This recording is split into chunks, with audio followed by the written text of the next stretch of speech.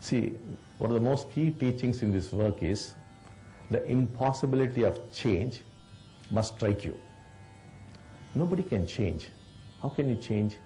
How can jealousy become non-jealousy? How can anger become love? Nothing is possible. You're just wasting your time trying to become something which you can never become. It's impossible. You cannot change. And this must strike you like a ton of bricks. Then what happens then? Suppose there is a gunda in your street where you are living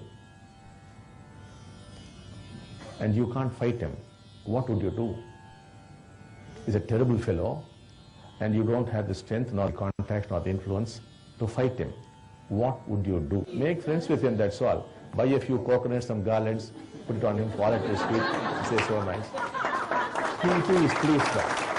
He won't trouble you. The same thing with your fear, with your anger, with your jealousy, with your hatred. They are there. They have been there from time immemorial. What is there is just the one mind, not your mind, his mind or her mind. That is the human mind. It's ancient. It is not your fear or my fear or his fear. No, it is fear. It is anger. It is jealousy. These are properties of the human mind. And you can't do anything with them. So once you realize there's nothing you could do about them, you become friends with them. They are just there. And the strangest thing is, once you made friends with them, like the gunda, who would not trouble you anymore because you made friends with him, they also don't trouble you. They are there, you are there, that's all. No problem.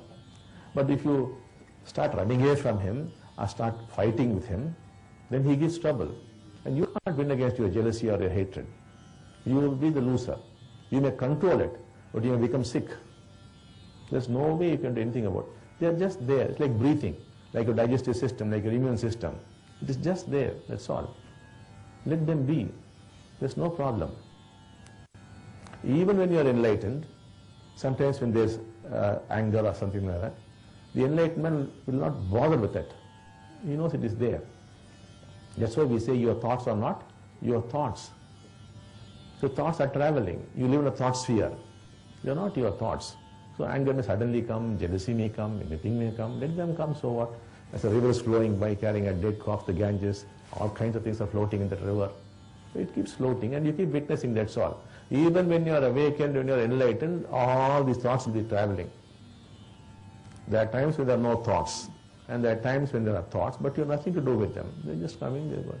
The only difference is, you will be pursuing those thoughts. You will be running after those thoughts. The enlightened man would not pursue them. They came, they went. Ready for the next one, that's all. You are not doing that. You keep chasing them.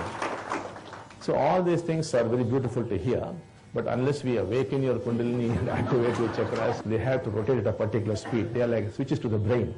Each chakra controls a particular part of the brain. So as we activate this, that part of the brain is activated or it is toned down. Ours is neurobiological work. We work directly on the brain through the chakras and using kundalini. In the University of Pennsylvania, they've been working on the brain and they have found that even years of meditation don't open up some parts of the brain. But a single diksha can open up those parts of the brain. Just a single diksha.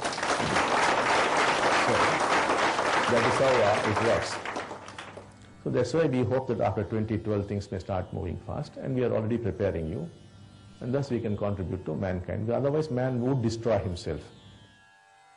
देखिए, हमारे इस कार्य की सबसे मुख्य शिक्षा है परिवर्तन की असंभवता को समझना।